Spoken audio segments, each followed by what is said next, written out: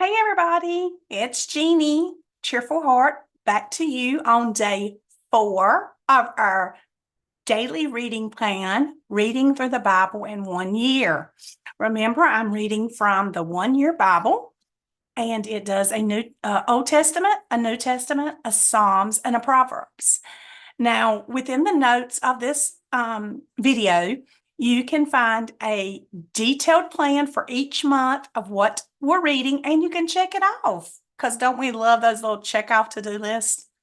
And there's also a little takeaway page where you can take each one, your Old Testament, your New Testament, your Psalms, and your Proverbs, and write down a takeaway that maybe God spoke to you or something, an aha moment, or just something you received from listening or reading that day's passages. So please see those below here in the notes. And if you want to go back and watch any of the other days, just subscribe to my channel and you'll be able to find them all. Okay.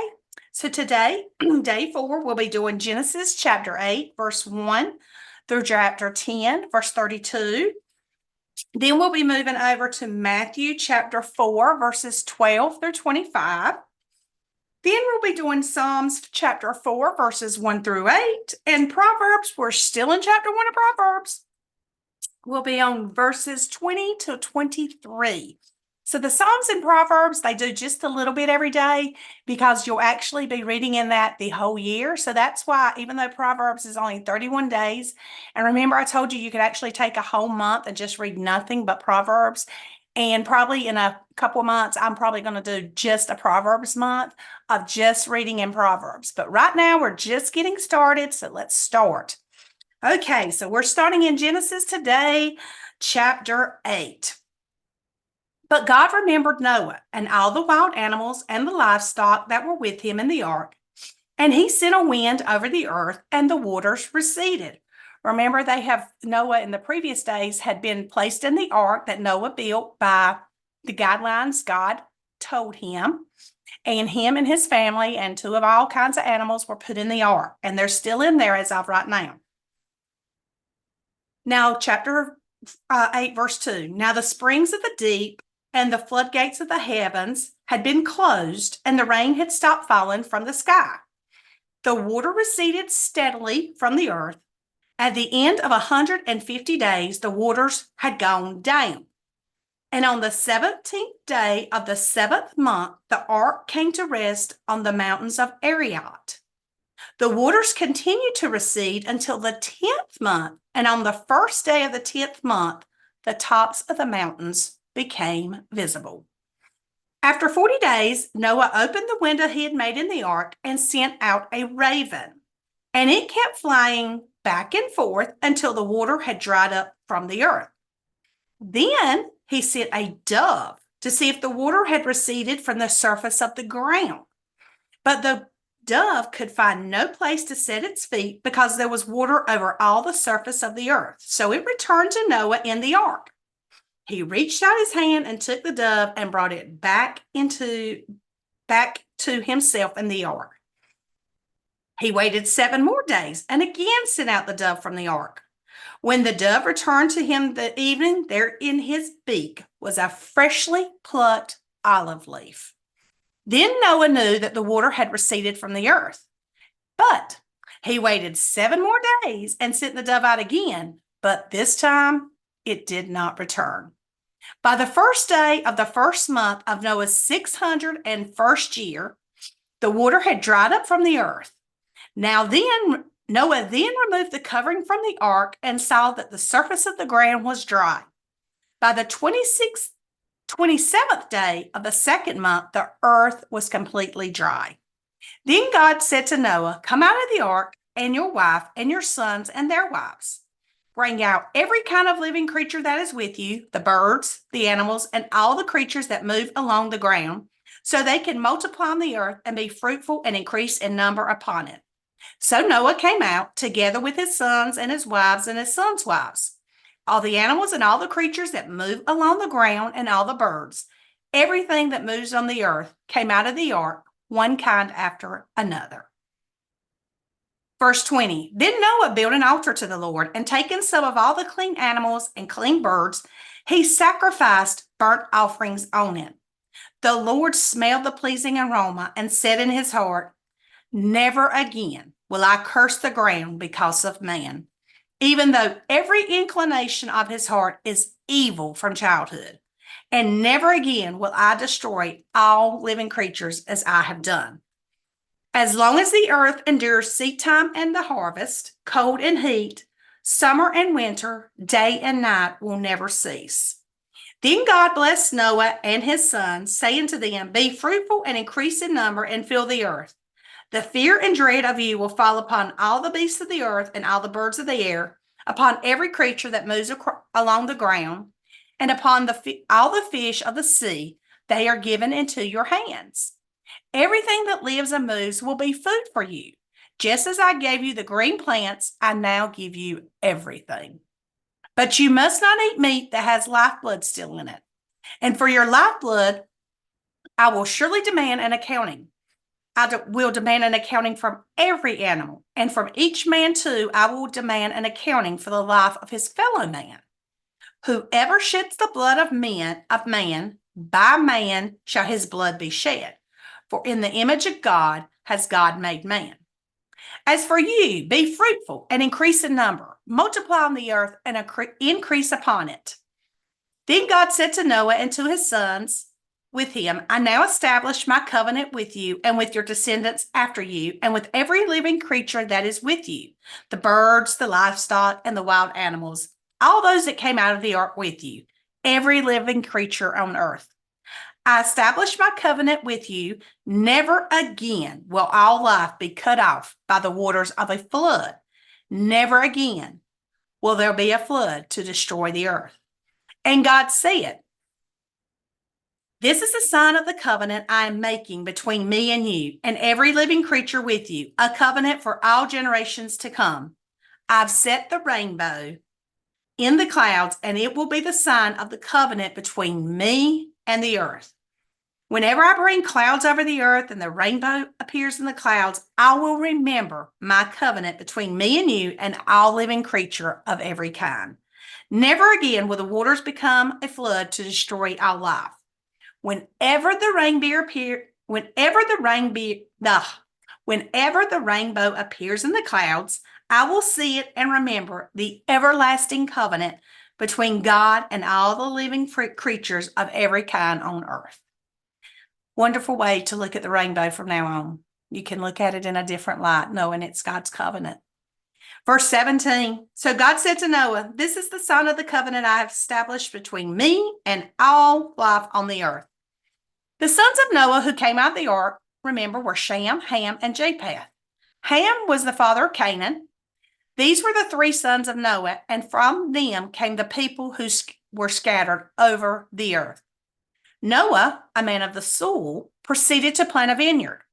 When he drank some of its wine, he became drunk and lay uncovered inside his tent.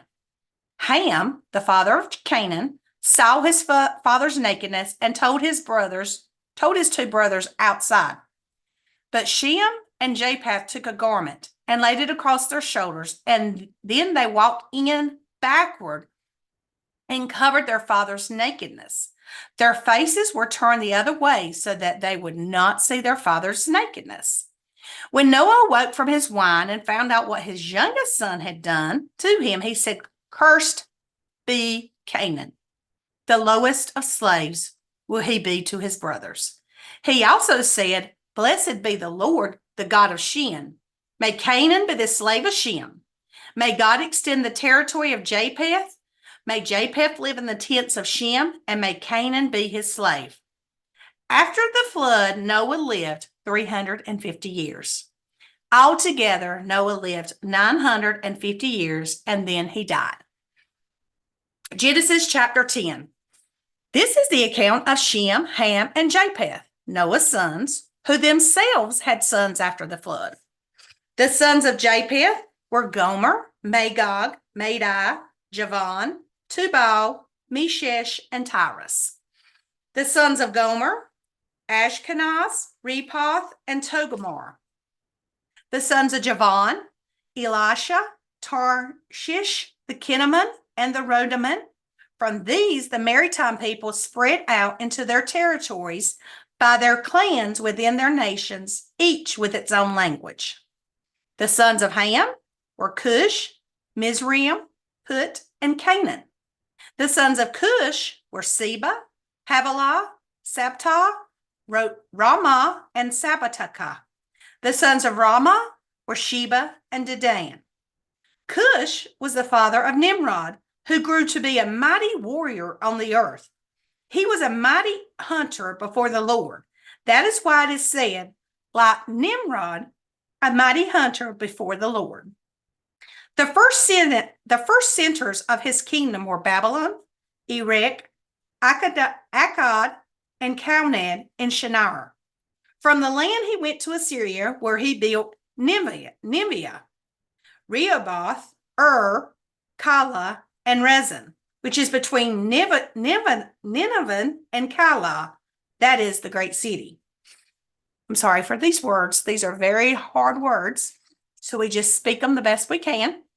Again, if you would like to probably get it correctly, I'm sure we can Google it and type in the exact wording. Verse 13 in chapter 10. Mizraim was the father of the Ludites, Anamites, Leabites, Naphtalites, Patharites, Cashuhites, from whom the Philistines came, and Caphathrites. Canaan was the father of Sidon, his firstborn, and of the Hittites, Jebusites, Amorites, Girgashites, Hivites, Arkites, Sinites, Arvadites, Zemaratites, and Hamathites.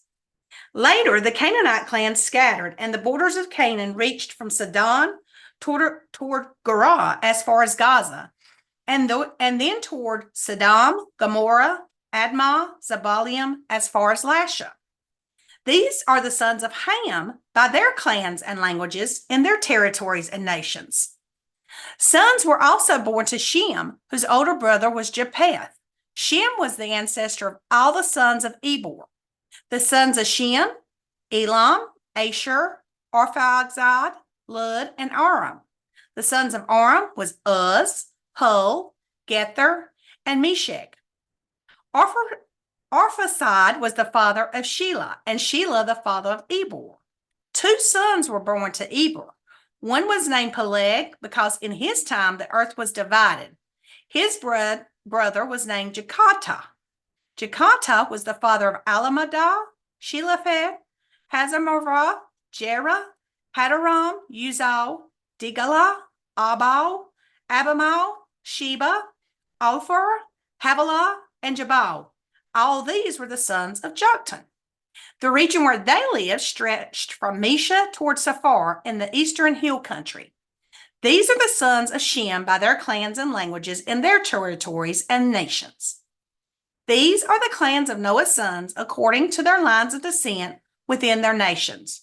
From these, the nations spread out over the earth after the flood. Now we will go to Matthew in the New Testament, chapter 4, verses 12 through 25. When Jesus heard that John had been put in prison, he returned to Galilee.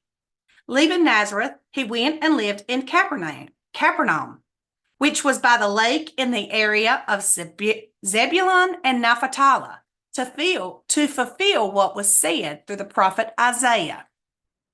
Land of Zebulun and land of Naphtali, the way to the sea along the Jordan, Galilee of the Gentiles.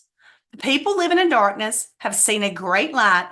On those living in the land of the shadow of death, a light has dawned. From that time on, Jesus began to preach, "Repent, for the kingdom of heaven is near." As Jesus was walking along beside the Sea of Galilee, he saw 2 brothers, Simon, called Peter, and his brother Andrew. They were casting a net into the lake, for they were fishermen. "Come follow me," Jesus said, "and I will make you fishers of men." At once, they left their nets and followed him. Not waiting, not thinking, at once they left. Love that. That's verse 20 in chapter 4 of Matthew.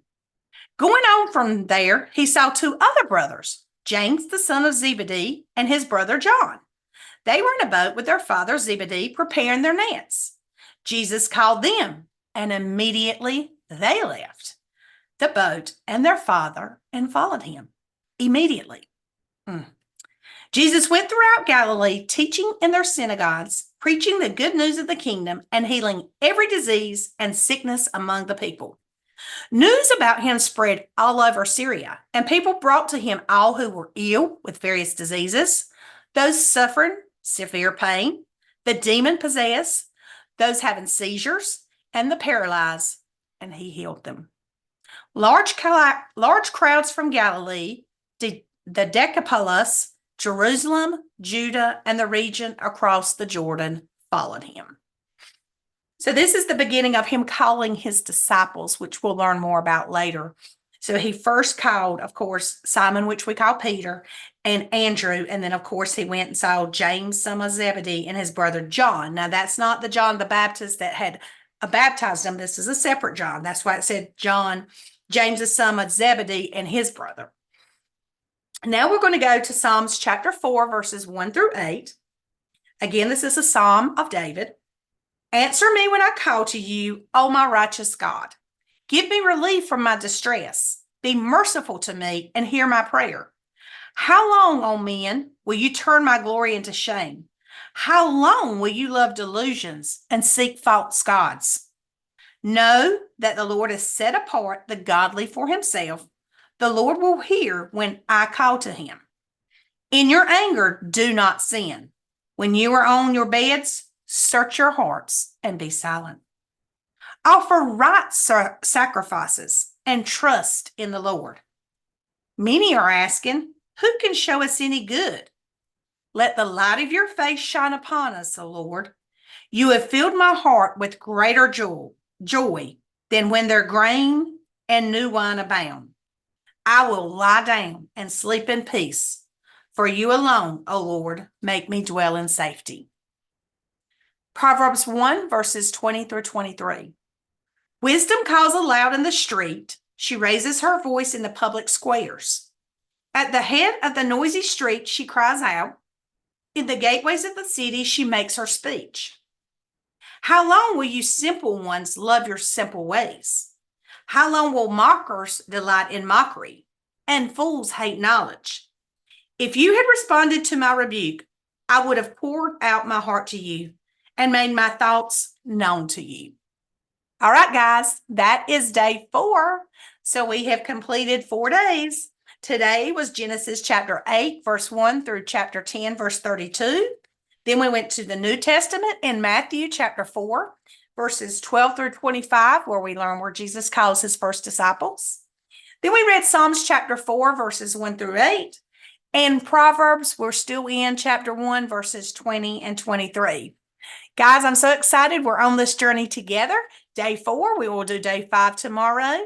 Continue to share and like and comment below any comments that you would like.